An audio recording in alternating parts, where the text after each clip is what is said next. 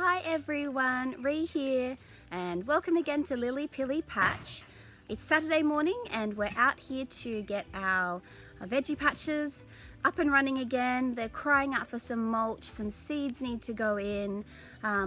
It's been quite hot, so we haven't been out here much during the week, but we're hoping to get a lot done today. So it's Saturday and we're back out in the garden. This is where we've left off. We put some seedlings in last week. We've tested the watering system this week and it needs a little bit of adjusting, but it's pretty good. Our tomatoes are growing already. Need to attach them to their stakes. And it's great to see things like the zucchini getting more true leaves and doing well there. A big job on Pat's agenda this weekend is a swamp, which should really be a pool. And we've just gotten to the point where our filter is too old. It's not doing what it's meant to do. It's actually just pumping dirt into the pool, which is just wasting all our time and money on chemicals. So Patrick has to remove the casing so we can get the old, well, it's not the pump actually, it's the filter box. Get the filter out and put in a little bit bigger and newer one. Alright, so we're putting in our beans today. I've bought some new varieties that I haven't used before, so it'll be interesting to see how they go. I'll just run you through those now. The new ones I'm trying, and I love Green Harvest. If you haven't heard of them, I think that's a bit flipped for you, but Green Harvest do a really nice variety of seeds and they come from Queensland. I am trying some bean climbing rattlesnake. I'm trying some bean climbing blue lake. And then I think I've got mostly bush beans. So I've bought some Royal Burgundy bush bean, a blue lake bush bean to see the difference, a Cherokee wax bush bean, and I've tried these in previous years and had really good success with bush bean Rex and bush bean Simba, and I got those from Lamley Nursery.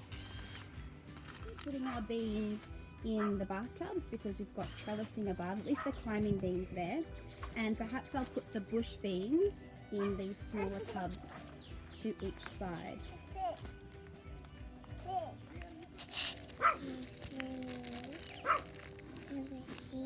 Good job. In the hole. Did you put two in? Yeah. Okay, this one? Yeah. This hole. No. Get another one. You gonna put them in the hole? That's it.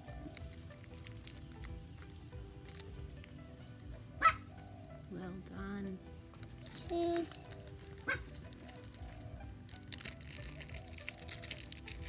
Two in that hole, and we need two in this hole. So I've just read that planting beans near chives, which I have in the front of this bed, can be problematic.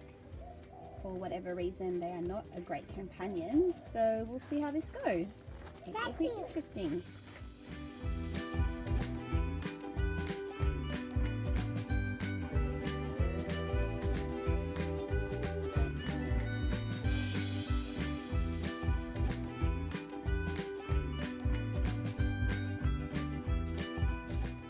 The next thing, since all our beans are in, is to put some cucumbers in, and a little friend has just dumped some pea seeds there, so I'll have to get those out.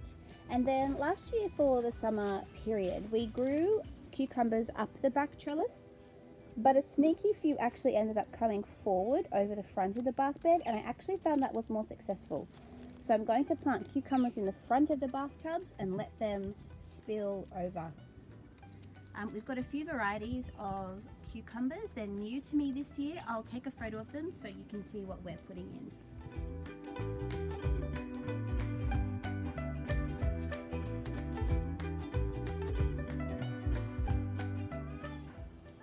This spring and summer I've never grown corn before, and it's the first time, and I'm pretty excited. We got these as seedlings from Flower Power, and they are called corn super sweet.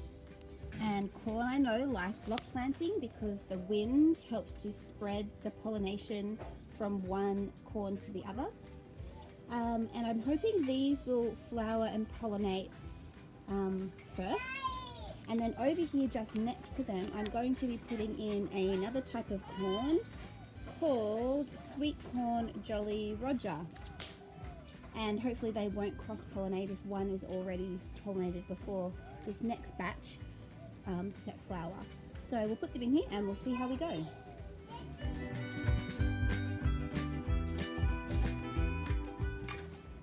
I've moved over to the tomato patch now, and if you just look around each tomato, I've put down a granulated form of sulfate of potash, and it says it's high in potassium that encourages growth and quality of fruit and colourful flowers.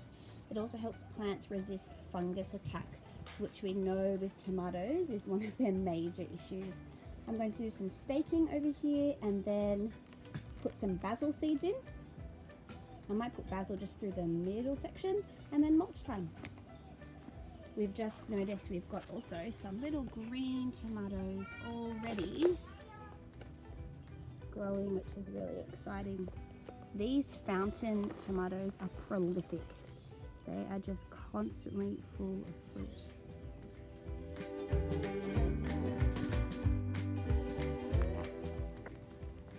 Anywhere I have little gaps in the garden where I want to put something in that's going to just take off really quickly and get used almost daily in our house, I just put varieties of lettuce in, just seeds straight in, and then just keep an eye on where I've got it so I make sure the water stays up to it, and then I've got lettuce, salad greens whenever I need them, and I'll show you the variety that I've put in just now.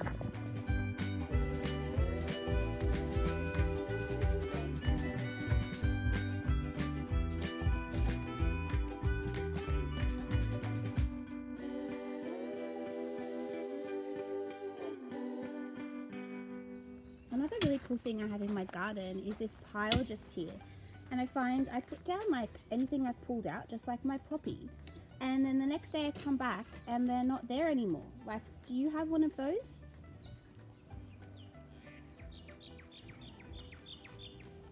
Pretty awesome.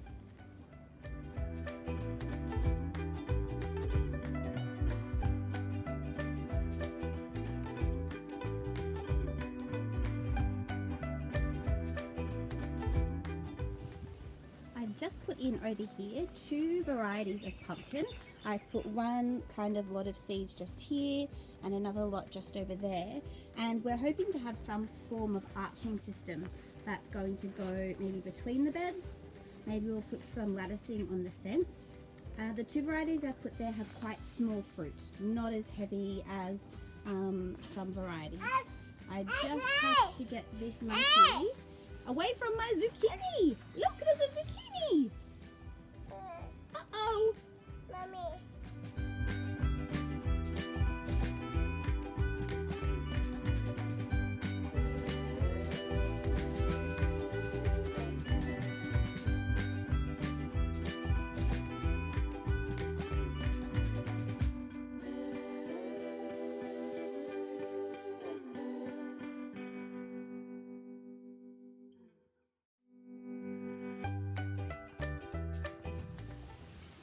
What I have found really helpful when putting all my seeds and seedlings in is using a garden map and writing down what I've put in. I can't tell you the number of times I've thought, yep, I'll remember that, and within a day I've forgotten what I put in there. So while I can remember, I put in a map, and I'll just show you how I've quickly plotted out my garden, and then I walk around with it and I record everything that I have put in, and I try and update it as the season goes through.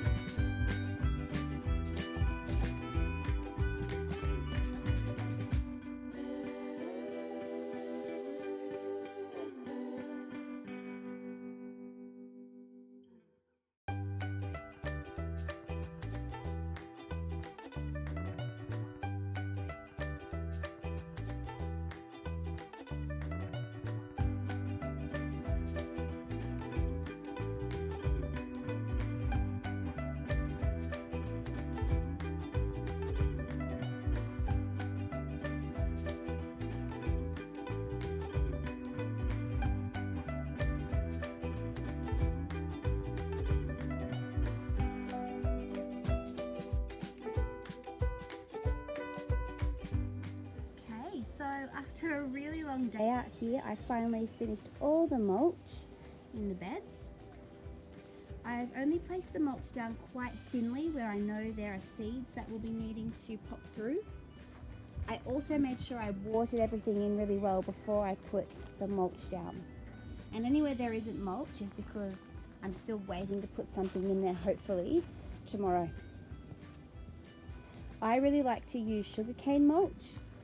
I just find it's the most effective cost-wise and for keeping the roots warm or keeping the roots cool in different seasons.